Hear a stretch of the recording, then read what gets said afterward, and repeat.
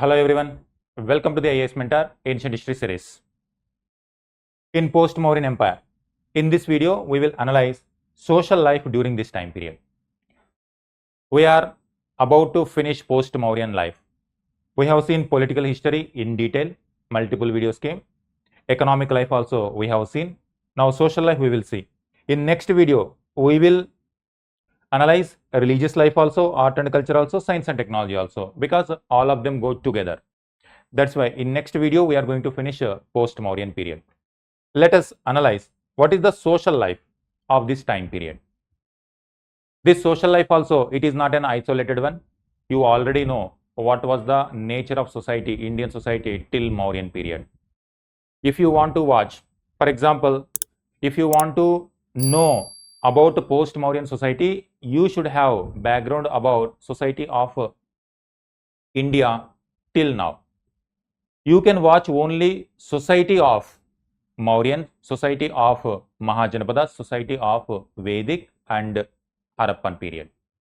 If you watch all the society elements in one go, then it becomes very easy to understand this time period also. Because many of the elements are going to continue and some new elements will come here. First one, what is the nature of Indian society by this time period? That is Varna system. Varna, caste or Jati. Varna is the term emerged during later Vedic time period. It is going on now.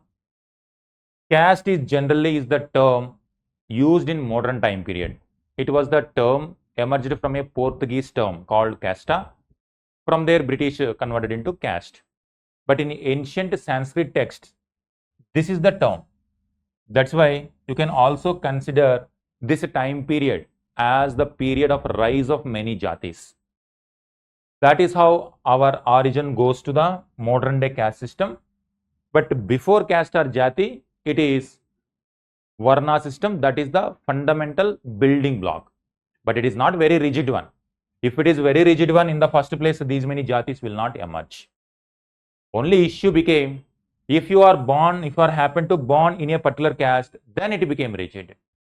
So that is how you can consider all three elements, Varna or caste or jati. Four Varnas: Brahmana, Kshatriya, Vaishya, Shudras. But post-Mauryan time period is a period of interaction. So many foreigners came, Indo-Greeks came. Then for Indo-Greeks, what kind of Varna you will give? When it comes to Indo-Greeks, what kind of Varna you will apply? Indians were trading with Romans also. Some Roman traders also settled in India and they became part of Indian society.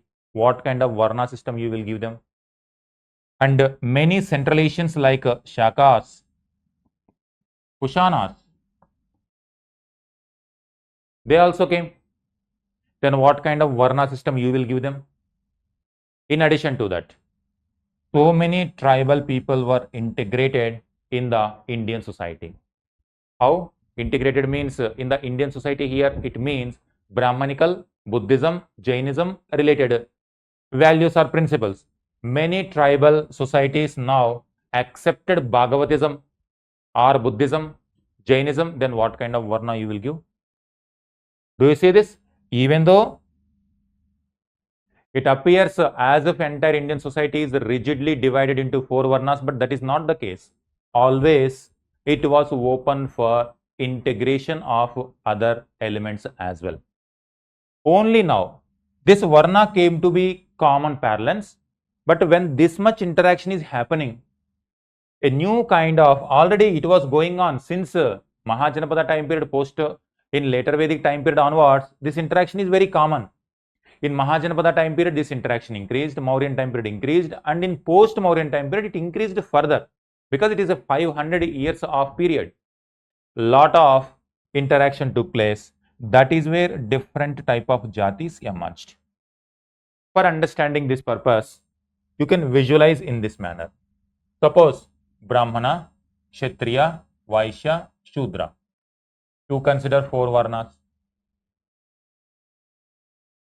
When it comes to the marriage, generally accepted marriage between Brahmanas and Brahmanas, Kshatriyas, Vaishyas and Vaishyas, and Shudras. But do you think it is such a rigid one? Obviously not. Sometimes Brahmana Kshatriya, Brahmana Vaishya, Brahmana Shudra. But the progeny of this are considered pure Brahmanas, and the remaining things are not considered as pure Brahmanas, but they were also Brahmanas. Brahmana blood is there. That is where here in this kind of combination, permutations and combination, you increase Kshatriya Brahmana, Kshatriya Kshatriya, Kshatriya Vaishya, and this. What about this combination? How many jatis? Infinity jatis will come in this manner. If it is the first layer itself is like this, then you imagine again in the next layer, in the next generation, how it goes. That is how new resultant society is many jatis. Now, what about tribal integration? Again, you apply like this. All these four varnas, and when you integrate with tribal, and then what kind of interaction it will emerge? What about foreigners? Again, same thing only. This is how. So, even though there is an important question in history, optional, that even though it is a theoretical model, even though Varna system is a theoretical model, but in reality, that did not apply for every part of the society, every nook and corner of the society. Result is, this is how. Practically, it is what happening in northwestern part of India, this much interaction. In central India, Deccan, this much interaction is going on. Now, when you go to Sangam period, what about the Sangam? Sangam is not giving that much importance to Varna. They know Varna system. It is one prelims question. Whether Sangam period people know Varna system means they know it, but it is not the major one. Their category of society is based on geographic location. Hilly people, fertile soil people, alluvial soil people, coastal people, arid people, like that. That is where it is not the exact replication of the society description every time, everywhere. That is how many jatis emerged. This is what Varna. Next one. When it comes to classes, if you take classes as another classification of society, you can consider agriculture class, farmers, artisan classes, trading class, so many varieties of classes will come. Agriculture, artisans, traders. Now, if you take slavery, slaves, another class. Whether slavery is there in India means it is there. In post-Mauryan time period, also it is continuing. In Mauryan time period itself, it is there. Even though Megasthenes could not distinguish between slaves and lower class, but this concept is there. Agriculture class, artisan class, trading class, and slave class. This is in terms of classification. And bureaucracy, in that manner also you can consider. Now, when it comes to urban versus rural,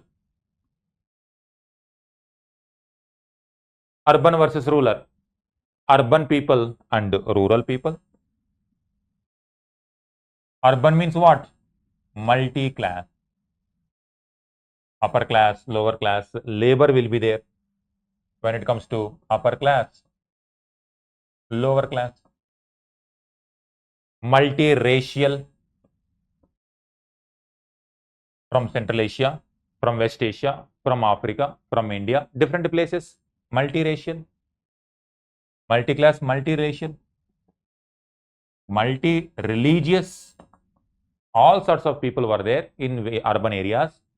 If you take, for example, like Takshila is a northwestern city, and in that Takshila University is also there. Now you imagine that attracted best talent from different places in that area. And Takshila and Gandhara region is one of the important place of interaction. You will find Persian religion, Greek religion, Central Asian religions, Indian religions, multi-religious, multiracial, multi-class people are there. For example, when it comes to lower class, urban, rural areas, if you consider mostly Varna system or Jati system dominates. But when it comes to city, upper class, lower class, class structure dominates. That is how. Urban areas, like you have many urban areas like Takshila, Ujjain, then Amaravati, Python, Tamralipti, many ports are also there. If you go Sangam area, then 3 capitals are there. Puhar is one port, Korkai, Muziris, all that we have already seen in different political establishment. Next one. What about women status? Again, women status continuing like earlier period. On one hand, you will find rigid elements as well as liberal elements. This is the very unique characteristic of India. Even today also, you will find both ultra liberal and as well as ultra rigid attitude towards women. Rigid as well as liberal. Sometimes, like if you take Shatavahana kings, they named even mother's name in front of their names. Respect towards women. And they participated in the royal activities also. They played an important role in the administration also. When it comes to rigid, sati practice, child marriage, restrictions with respect to marriage. Earlier, if you take later early Vedic time period, women were given choice to select their husbands. Now, there is no such thing. It is going on. Now, when it comes to property rights also limited. On one hand, you will find like this. On the other hand, this property, some women even donated. Property donated even to the Buddhist monk, Brahmanas and Jain monks. That kind of attitude also. You will find both ways. That is very unique characteristic of Indian society. Likewise. Now, when it comes to legal, what kind of, like today, what is the basic fundamental book of Indian administration means the constitution. But when it comes to this society, the social norms were directed by Manusmriti. That's where Manusmriti expect rulers to strictly follow Varna system. They say that rulers should stop Varna Sankara. Rulers should stop Varna Sankara. That means what? Intermixing of Varna is going on simply. That means some people are not happy about the Varna intermixing, but society is allowing them. That is why Buddhist monks were freely interacting with the Greek rulers also, Central Asian rulers also, and Brahmanas are also integrating many foreign elements into Indian society also.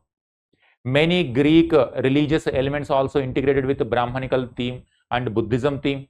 That itself is an indication that some conservative people were not happy about this. They want to preserve the old order.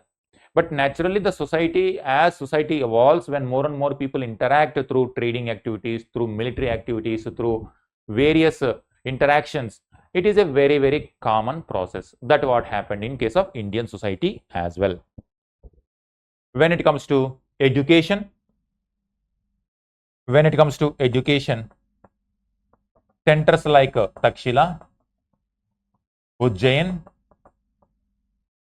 they acted as important centers of education, Brahmanical education. Next, Buddhist monasteries in places like Amaravati, Buddhism related studies, Nagarjunakonda. These are the important places.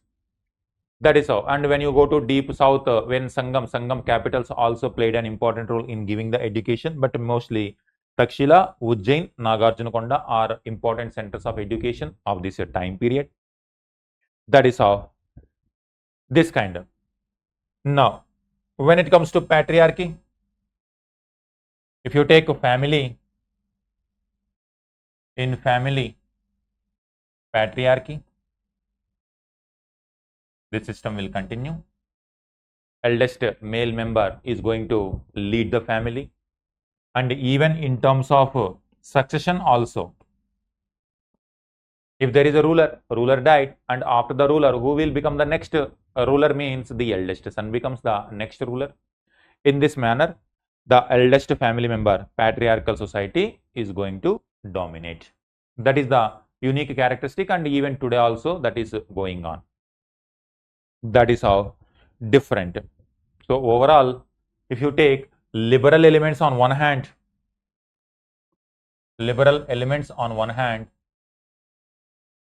rigid characteristics on the other hand. Rigid characteristics on the other hand. So in this manner, the society of post-Mauryan period was going on. If you take a Sangam period,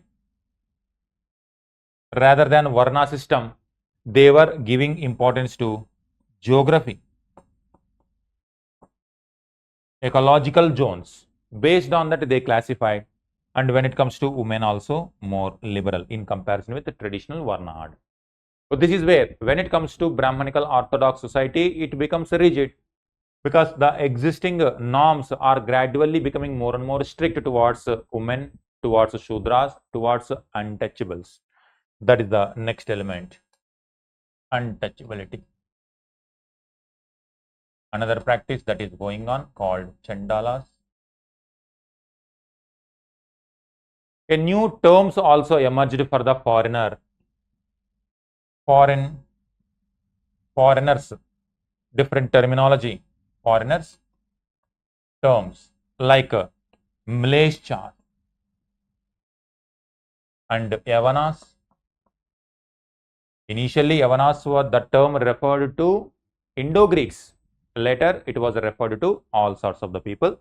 Mleshchas also another term. In Sanskrit texts, it was given. Next, when it comes to language, Sanskrit has become important language. Now it is connecting, it is becoming a very widespread. Shakas also adopted, Kushan also adopted, Shungas also adopted, Shatavahanas also adopted, Sangam people also adopted. Across India, Sanskrit is becoming an important link language now. First pure Sanskrit inscription is also given by Shakas during this time period only, Rudradaman Junagadh inscription. On top of even Buddhism and Jainism, initially it was given its texts. It has given its text in Pali language. That's why Tripitakas are there, Pali literature, Tripitakas. Now, Pali is now giving way to Sanskrit. Even Buddhist monks also started writing in Sanskrit. That shows Buddhism also respected Sanskrit. By this time, Sanskrit has become more very enriched language. Even people like Patanjali has written commentary on Panini's Ashtadhyayi. What is the book name? Commentary on grammar, that is Mahabhashya. The rules of Sanskrit grammar became more and more enriched, more and more systematized. Now this becomes a very flowery language, very important language. By the time period of the Guptas, who are going to come later, this is going to become one of the very, very important language. In fact, Gupta's official language was Sanskrit. Do you think Guptas can all of a sudden make Sanskrit as the official language? It is not possible. Anything will not happen all of a sudden. The foundation goes to the previous period. This kind of atmosphere made Sanskrit a very acceptable language. The rules and grammar of language also improved. In addition to Sanskrit, Prakrit Pali continuing. In addition to that, Tamil language is going on in Sangam period. Even in the local regions like Maharashtra region, Maharashtra Prakrit is going to be there. So that's why local versions are also going to come. After some centuries, different regional languages are going to emerge. But during this time period, it is Sanskrit that is going to become one of the important languages. Even foreign elements also going to accept it. That's where, that shows the revival of Brahmanical tradition, the revival of the Vedic traditions and Vedic language. All right. So this is how, when it comes to society of post-Mauryan period, almost similar with respect to this time period, more tribal integration has taken place. For example, Shatavahanas are considered During Shatavahana phase, many tribal people integrated with the mainstream Brahmanical society or Buddhism, Jainism related society. More than Jainism, Buddhism and Brahmanical traditions attracted more people. That's why they adopted. More foreign elements also integrated. In addition to that, whatever that was going on till Mauryan time period, it is going on. Do you see this? So this is how you have to analyze post-Mauryan time period society. So it is like a continuation. So as we proceed to the next phase, more or less it is the continuation of the previous story. So in this perspective, try to see the social life of post-Mauryan time period. In next video, we will try to finish this chapter, entire post-Mauryan empire. One small announcement, I have started history optional mentorship. Whoever interested, please contact the IAS mentor. I will give daily questions. You have to write the answers. I will send you the model answers also. If you have any doubts also, you can personally contact me. All right. Thank you. Thank you very much.